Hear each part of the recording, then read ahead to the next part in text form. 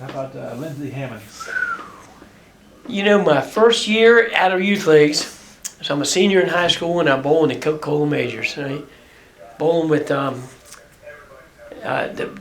captain of the team was Jerry Long. His wife was Charlotte Long, and her and my mom used to run the Fairlane Summer Tour back in the day when that was a big event. It used to be a big thing. Do you remember the Summer Tour at all? Yeah, Because the later incarnation of it. Well, they used to have a summer tour, and of course, anyway, the first year I bowled with Charlotte Long's husband, Jerry Long. He picked me up to bowl out of youth leagues in the majors. So I came in with 124, I think. No, I came in with 128, I think. So it doesn't matter what I came in with. But my first year, I'm bowling on my team is Lindsey Hammonds.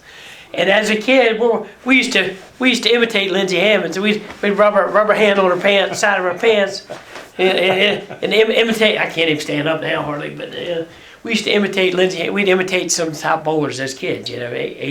And back in that day, the famous bowlers, they were like famous. They were on television. You know, there was only channels 4, 5, 7, and 9, and channel 20, and there was 3 Duckpin TV shows that were on channel 7.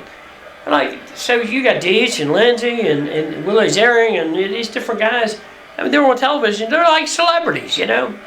I mean, Deitch used to have the license tag on his car, JD #1, JD #1. Yeah, and that stood for him and Jackie. They're both #1 at one time, I think. And but yeah, first year I bowled in the adult leagues, I was with Lindsey Hammonds, and by then, Lindsey, as a young kid, I had seen him win that 30-game classic, that big event. Back then, it was on television back in 1960 something. Lindsey wins the 30-game thing and just smoked everybody. He's throwing the ball 100 miles an hour, throwing it like a rocket, and oh man, he was something. He was something to behold. And then he was like a pretty boy too. All the women thought he was gorgeous, and yeah, he was good. You know, good looking, handsome guy, good looking guy.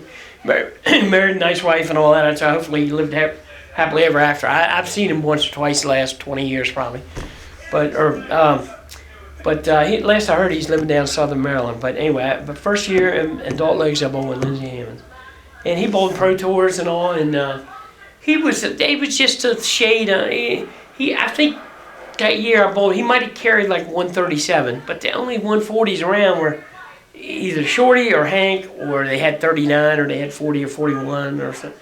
He was just a pinch under Shorty and Hank, I think, you know, as far as average-wise. And but he was a man. He was a showman. People loved watching him bowl. He'd fire that ball, and he put on a show, and he was on TV, and that was a show. I mean, he was something, man.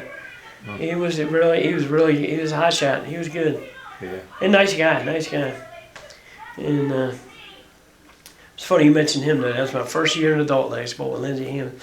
And he was one of my childhood idols, you know, right. Lindsey Hammonds. Like I say, we used to be kids. We'd be on lanes bowling, imitating Lindsey Hammonds, imitating Don Mide from Baltimore. But Don Mide was a up-and-comer, and he was a hot shot Baltimore. But he's only like 20 couple, and he's winning pro tours and stuff like that.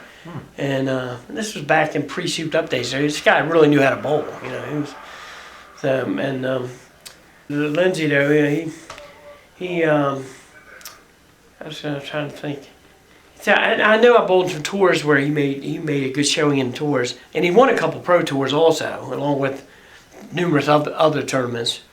And then as he, like I say, average-wise, he might have been just a shade under Hank and Shorty, I think, but he was something to be reckoned with. And man, and I'm sure whenever people did bowl him, they didn't want no part of it, you know.